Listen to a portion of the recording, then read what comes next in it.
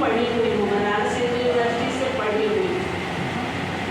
और प्रेमचंद जी हमारे बनारस से, वाराणसी से 4-5 माइल दूर उनका घर था, लमही गांव के करीब। पांडेपुर है उसके पास में लमही गांव। तो हम लोग जब गए थे 82 में, तो आप सोच सकते हैं कि उस समय कितना गांव था। हमारा देश जो है वो गांव में ही रहता है, 80% जनता जो है वो गांव में ही रहती है। और मध्यम वर्गीय परिवार, निम्न वर्गीय परिवार, और ये समाज की जो हमारी व्यवस्था है उसको देखते हुए प्रेमचंद जी उस समय बड़े दुखी थे। और उस समय हमारा देश स्वतंत्र भी नहीं हुआ था जब प्रेमचंद लिख रहे थे। पहला विश्व युद्ध जो था वो जब हो रहा था, और एनी बेसेंट होकर जो मैं वहाँ आई थी असहयोग आंदोलन के उसमें, तो प्रेमचंद जी जो है वो राजनीति से नहीं जुड़े थे।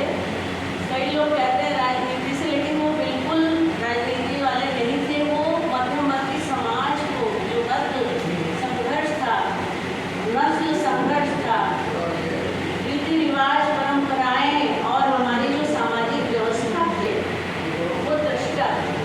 प्रेमचंद व्याख्याता नहीं थे, दृष्टा थे। जैसे कबीरदास जी, मुझे लगता है कबीरदास जी और प्रेमचंद में बहुत समानता है। वो कहते हैं मैं कहता आखिर भी देखी, जो भी आँख से देख रहे हैं यथार्थ, जो आपके परिवार में घट रहा है, जो आपके आसपास घट रहा है, प्रेमचंद उसी की बात करते हैं। और इतनी समस्याएं क्या आज नहीं है हमारे सामने? आज भी हम बेरोजगारी से जूझ रहे हैं, दहेज प्रथा से जूझ रहे हैं, और अनमेल विवाह से जूझ रहे हैं, और कितनी ही जो समस्याएं, पुलिस व्यवस्था की जो समस्या है वो उससे जूझ रहे हैं, राजनेताओं से जूझ रहे हैं, राजनीति से जूझ रहे हैं, धार्मिक, आर्थिक, सामाजिक, सांस्कृतिक जो भी हमारे यहाँ घट रहा है, क्या हम आज नहीं जूझ रहे हैं?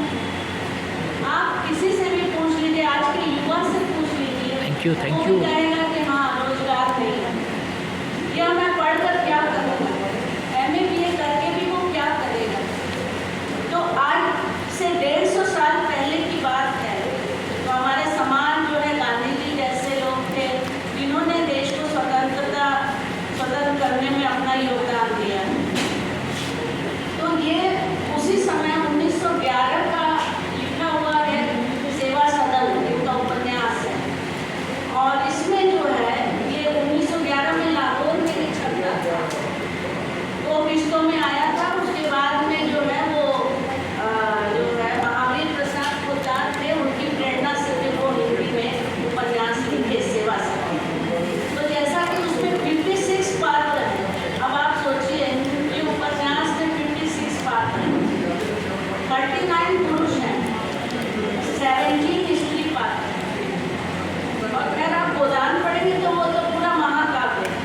तो मैं सेवा सदन जो इनका पहला इस तरह का उपन्यास आया जिसमें सब कुछ लिखा था, और इसके विषय में मैं थोड़ी सी बात करना चाहूँगी, क्योंकि इसमें झूठी नैतिकता जो आज भी हमारे सामने है, नैतिक तो हम मतलब छोड़ ही चुके हैं, पाखंड, दिखावा, रूढ़िवादिता और अनेक प्रश्न इसमें आप उठाए हैं। विशेष करके विधवाओं और वैश्याओं के सुधार की बात है इसमें ज़्यादा दिखाई गई है, और आर्थिक निर्वाह, उनका आर्थिक निर्वाह कैसे हो इस पर उन्होंने बहुत ही चर्चा की है। ये इस तरह का महत्वपूर्ण उपन्यास है।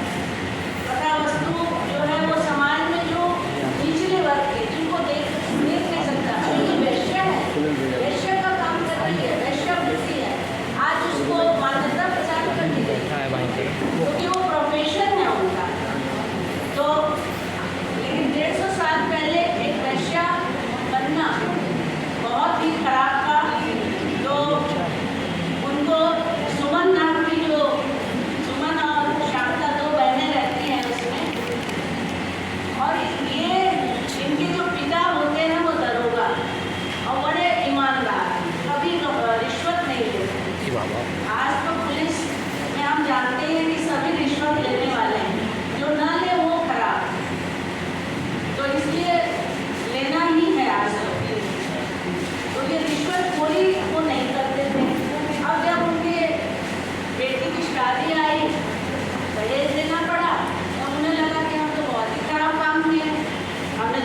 कोई नहीं ली जिंदगी भर। उनकी पत्नी भी गंगा जी जो है, अभी उन्होंने सरकारी में भी कहा, वो बहुत समझाती थी कि नहीं लेना चाहिए ये सब। और औरतों में ये संस्कार होते हैं कि वो मना करती हैं, जो भी खराब काम होता है उसके लिए वो मना करती है कि ये नहीं करना चाहिए। तो हमारे जो संस्कार है, हमारी संस्कृति है, उसको हमारी औरतें ही, जैसे प्रेमी जी ने भी कहा कि औरतें जो है वो हमारी भारतीय संस्कृति की प्राण है और वो हमारी संस्कृति को जिंदा रखती है। तो ये उस समय से चला आ रहा है। भारतीय संस्कृति में औरतों का बहुत ही मान है, सम्मान है।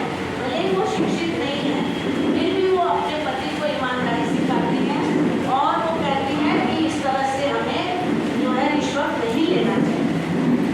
तब उन्होंने सोचा कि अब कैसे शादी होगी, तो वो रिश्वत लेते हैं। एक रामदास नाम का महंत रहता है, उससे 3000 रुपया उस समय बहुत बड़ी बात होती थी और वो रिश्वत लेते हैं। लेकिन उनकी कलई खुल जाती है और उनको 4 साल का कारावास हो जाता है। तो इस तरह से उस व्यक्ति का क्या हाल हुआ है।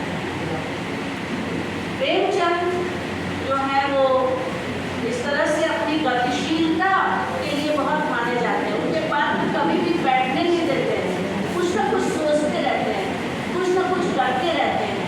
और वो जिस चरित्र को वो आगे बताते हैं कि ये ऐसा ईमानदार था, तो वो अंत तक ईमानदार है। ऐसा नहीं है कि वो बीच में जाके बेईमान हो गया हो। जैसे कृष्णचंद्र जो है दरोगा, वो जब लेते हैं, रिश्वत लेते हैं, लेकिन उनके अंदर ग्लानि है। वो सोचते हैं मैंने बहुत गलत काम किया है, मैंने अपनी बेटी के लिए ये काम किया, लेकिन अब मैं क्या करूँ। लास्ट